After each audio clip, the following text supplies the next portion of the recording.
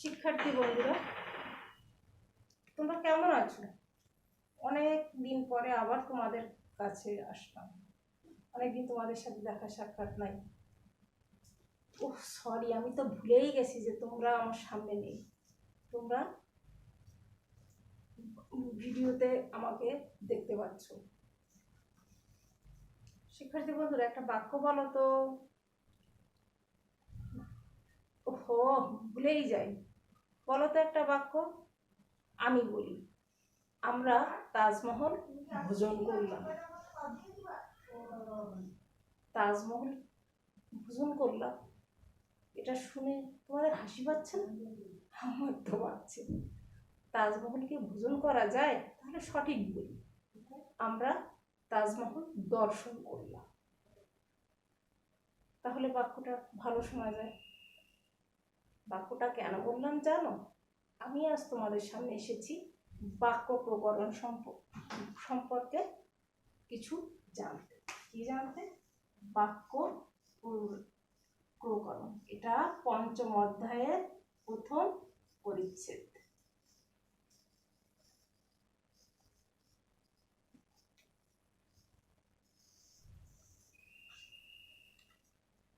শিক্ষার্থী বন্ধুরা, তোমাদের কি মনে আছে বাক্য কাকে বলে?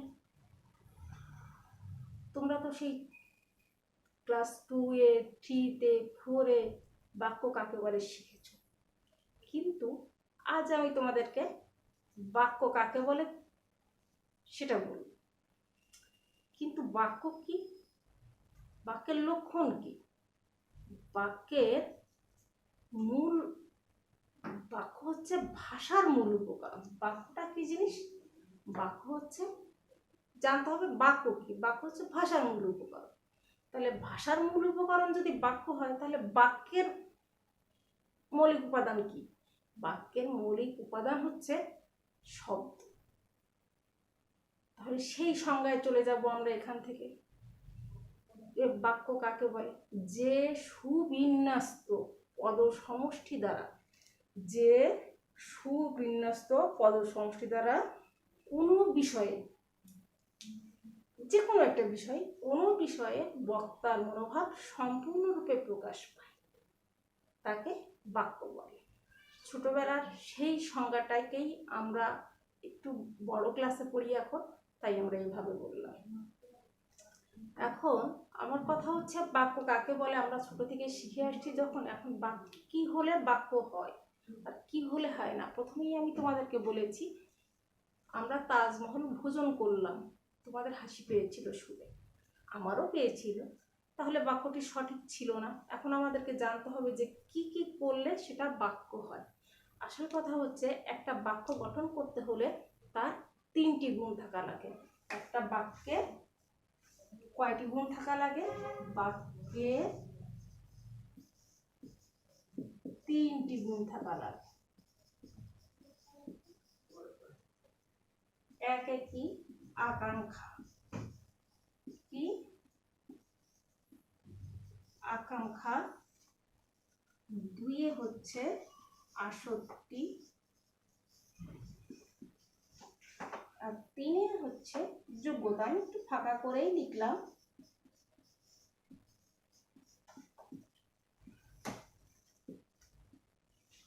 তো এই গুণ 3টি যদি না থাকে তাহলে আমরা কি বুঝবো? সেটা বাক্য হবে না, বাক্যের যোগ্যতা হারাবে, বাক্যই হবে।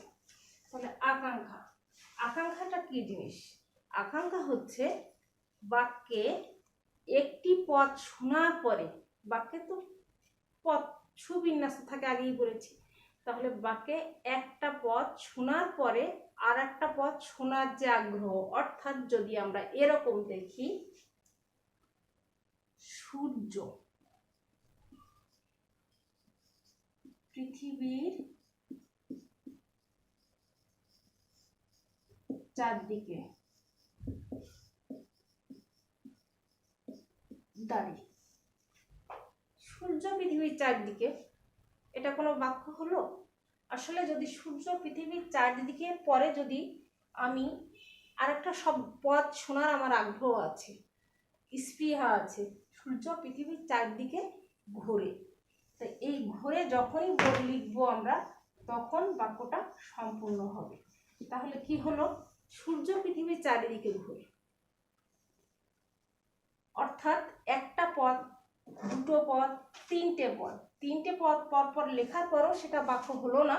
তিনটে পদ লেখার পরে আমাদের আরেকটা পদ শোনার আগ্রহ থেকে গেল। তো এটাই হচ্ছে আকাঙ্ক্ষা। তাহলে আকাঙ্ক্ষা কাকে বলে? বাক্যে একটি পদ শোনার পর আরেকটি পদ শোনার, বা একটি পদ না কয়েকটি পদ শোনার পর আরো পদ শোনার যে আগ্রহ বা স্পৃহা, সেটা হচ্ছে বাক্য। তাহলে এটাই হচ্ছে আকাঙ্ক্ষা, মানে বাক্যের আকাঙ্ক্ষা। একটা পদ শোনার পর আরেকটা পদ শোনার যে স্পৃহা, সেটাই হচ্ছে আকাঙ্ক্ষা। বুঝলে তো বন্ধুরা? এবার হচ্ছে আসক্তি। আসক্তি কি জিনিস? আসক্তি শব্দটা সত্যি একটু ভিন্ন রকমের। মনোভাব প্রকাশের জন্য, আমরা তো মনোভাব প্রকাশ করি, বাক্য মনোভাব প্রকাশ করার জন্য বাক্যগুলোকে আমাদেরকে কি করতে হয়? সুন্দর করে লিখতে হয়। কিন্তু সুন্দর করে লিখলেই কি শুধু হয়? তা কিন্তু হয় না। আমি যদি লিখি শহীদের লক্ষ্য রক্তের 30,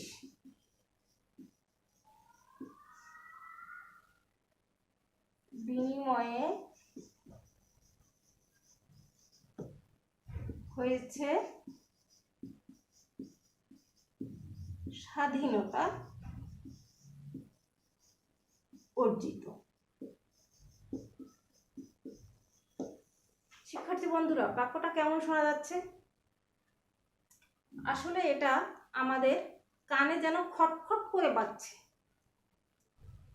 এটা না লিখে যদি আমি লিখতাম 30 লক্ষ শহীদের রক্তের বিনিময়ে স্বাধীনতা অর্জিত হয়, তাহলে কিন্তু সেই বাক্যটা সুন্দর শোনা যায় এবং আমাদের কি হয়, অর্থাৎ একটা পদের পরে আরেকটা পদ সুশৃঙ্খলভাবে বিন্যস্ত করতে হবে, সুন্দরভাবে সাজাতে হবে। মানে কার পরে কে থাকবে, আমরা সেটা যদি সুন্দর করে না সাজাই তাহলে বাক্যটি আর হবে না। এই গুণটাও বাক্যের থাকা লাগবে, মানে অর্থাৎ এই আসক্তি গুণটাও বাক্যের সঠিকভাবে থাকা লাগবে, তা না হলে সেটাও বাক্য হবে না। এরপরে আসি তৃতীয় নাম্বার গুণ, যোগ্যতা। শিক্ষার্থী বন্ধুরা, বর্ষার রৌদ্রে প্লাবনের সৃষ্টি করে।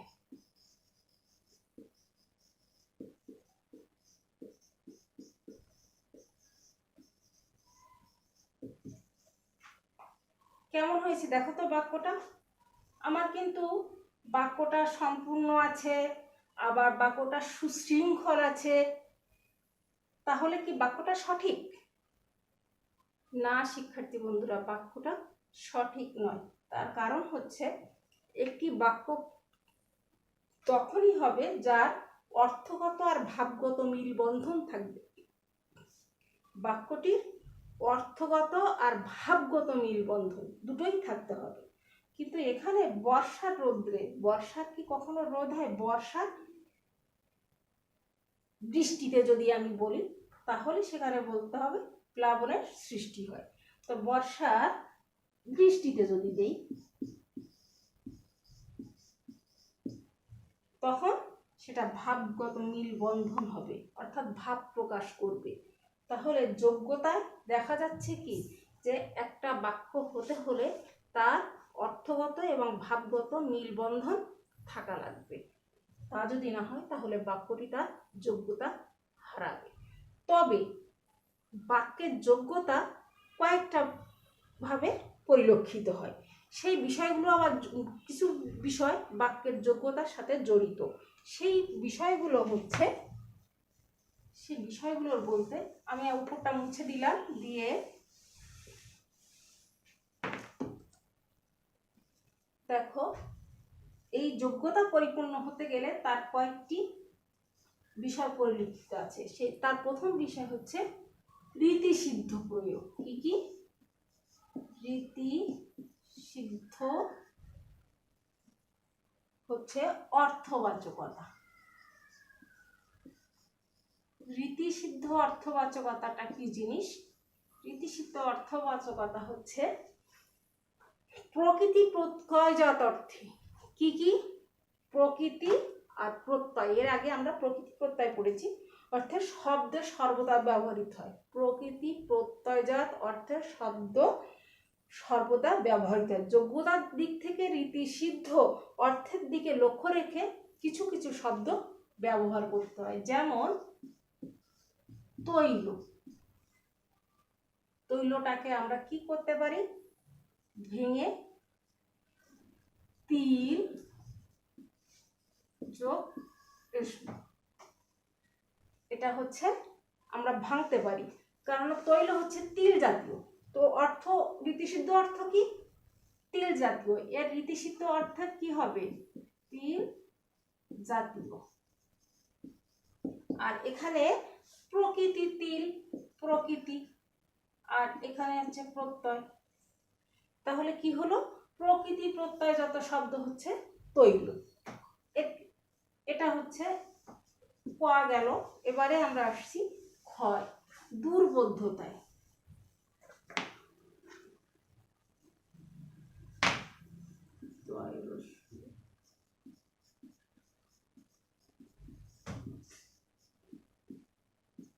শিক্ষার্থী বন্ধুরা, দুর্বোধ্যতা, দুর্বোধ্যতা কি জিনিস? মানে একটু বুঝতে অসুবিধা। এখন যদি আমি তোমাদেরকেই বলি, তোমরা আমার সাথে প্রপঞ্চ করেছো,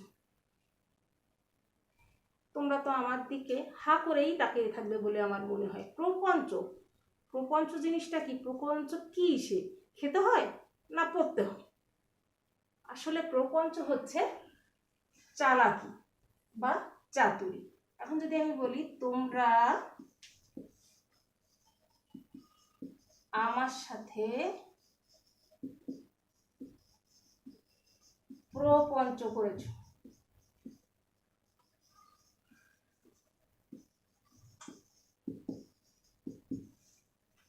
এটা না বলে যদি আমি এখানে বলতাম তোমরা আমার সাথে চাতুরি করেছো, তাহলে তোমাদের সব বাক্যটা বুঝতে সুবিধা হতো, সহজেই বুঝে যেতে, আমার দিকে আর হা করে তাকিয়ে থাকতে না। তাহলে কি হলো? বাক্যটা দুর্বোধ্যতা। তাহলে দুর্বোধ্য বাক্য তার যোগ্যতা হারিয়ে ফেলে। দুর্বোধ্যতা বাক্য থাকলে সেটা যোগ্যতা হারিয়ে ফেলবে। গ, উপমার ভুল প্রয়োগ। উপমার ভুল প্রয়োগ। উপমা, উপমা অর্থ কি? শিক্ষার্থী বন্ধুরা, উপমা হচ্ছে উদাহরণ। মানে উদাহরণের ভুল প্রয়োগ। আমরা অনেক সময় উদাহরণ ভুল প্রয়োগ করে থাকি, ভুল জায়গায় লাগিয়ে থাকি। যেমন আমার হৃদয় মন্দিরে আশার বীজ উক্ত হলো। আমার হৃদয় মন্দিরে আশার বীজ। হৃদয় মন্দিরে আশার বীজ উক্ত হলো।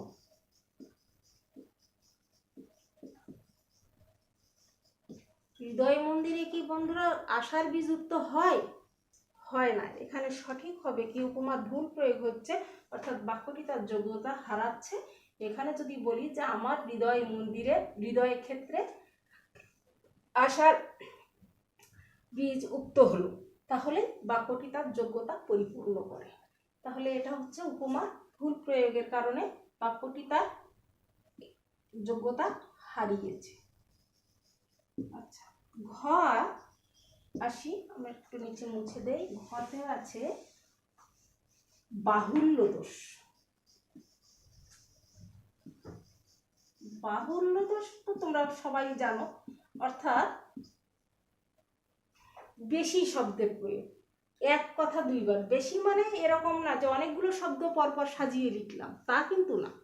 বিষয়টা হচ্ছে একটা শব্দ একই বাক্যে একই অর্থ প্রকাশ করছে, এমন শব্দ আরো একটা ব্যবহার করলাম, আরো একটা ব্যবহার করলাম, সেটা করা যাবে না। যেমন যদি দেই সকল আলেমগণ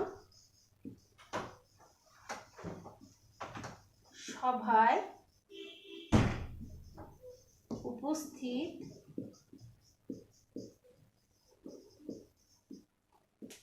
ছিলেন। বলতো শিক্ষার্থী বন্ধুরা, এখানে কি সমস্যা আছে যার কারণে এখানে বাহুল্য দোষে দুষ্ট হয়েছে বাক্যটি? আসলে এখানে আলেমগণ মানে আলেমের বহু বচন, অর্থাৎ আলেমগণ অনেকজন।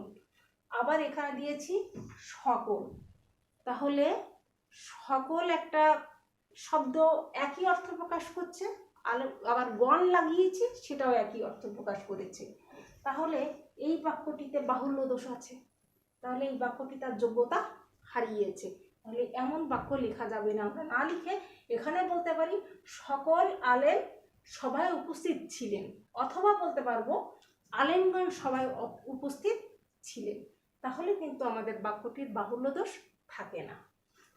এবার শেষটা আমরা আছে গুরু চণ্ডালী। গুরু চণ্ডালী, গুরু চণ্ডালী দোষটা কি? গুরু চণ্ডালী হচ্ছে তৎসম শব্দের সঙ্গে, আমাদের গুরু চণ্ডালীর আগে একটা শব্দ থেকে গিয়েছে, এটা হচ্ছে বাগধারার শব্দ পরিবর্তন। তো আমরা ওটা শেষ করে নিই, করে এখানে যাই। বাগধারার শব্দ পরিবর্তনে, বাগধারার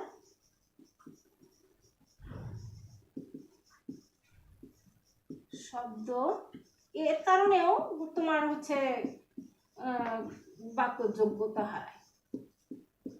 বাগধারার শব্দ পরিবর্তনে কেমন সেটা? বাগধারা হচ্ছে ভাষা বিশেষের ঐতিহ্য, ভাষার একটা ঐতিহ্য হচ্ছে বাগধারা। যেমন আমরা এখনকার সময়ে অনেকেই আমরা মনে করি যে অমুককে ধরলে আমার হয়তো একটা ভালো চাকরি হবে।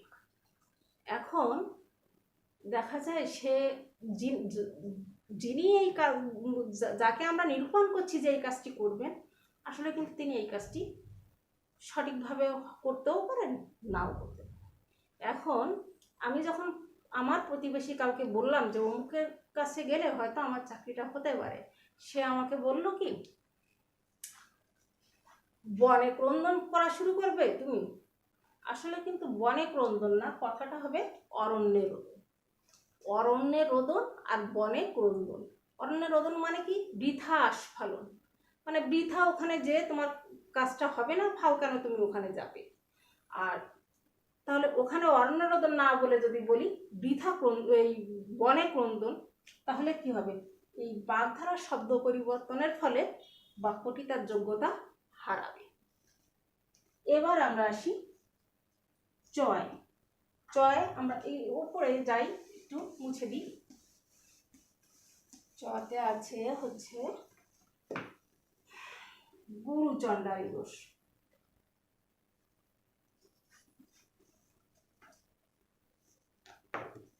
গুরু চণ্ডালী,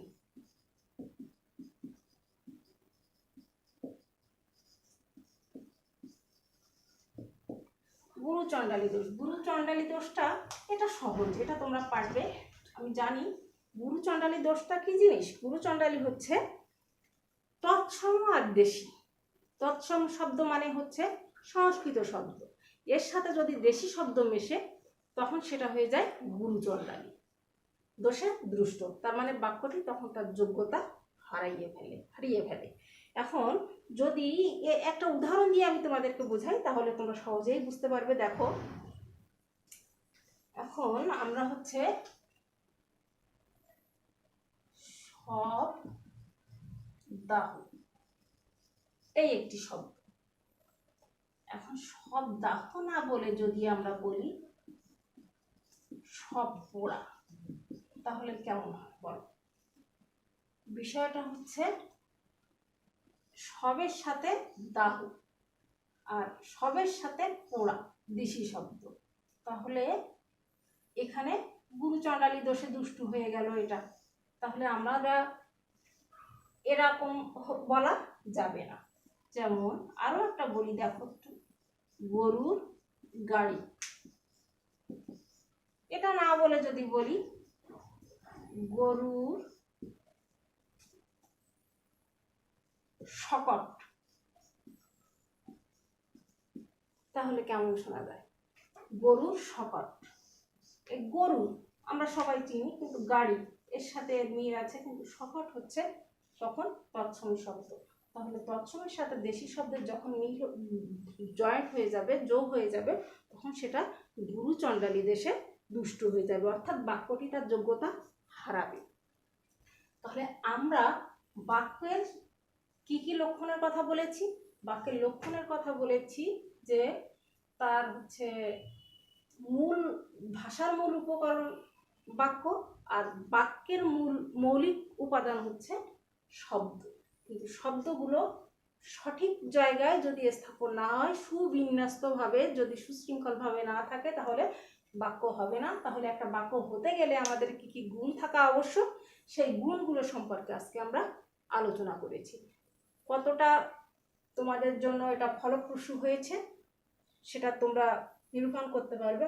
আমার মনে হয় সবার ভালো লাগবে এবং এটা সম্পর্কে আরো বেশি হচ্ছে বই পড়লে আরো বেশি জানতে পারবে। ধন্যবাদ সবাইকে।